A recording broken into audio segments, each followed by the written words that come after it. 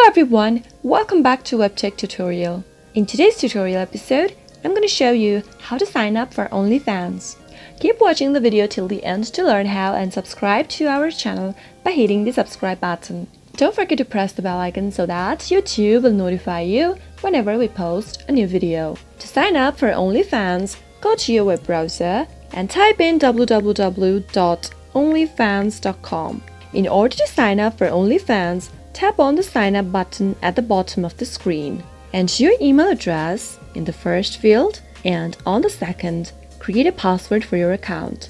On the next field, type in your name and after you are done, tap on the sign up button.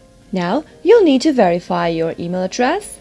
Go to settings by tapping on go to settings. Now go check your email. Open the email that has been sent to you and click on the link that has been attached with the email.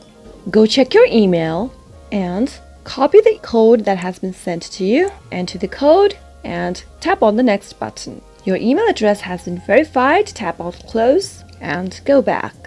And you'll be successfully signed up to Onlyfans account. That is how it is done. I hope the tutorial was helpful to you.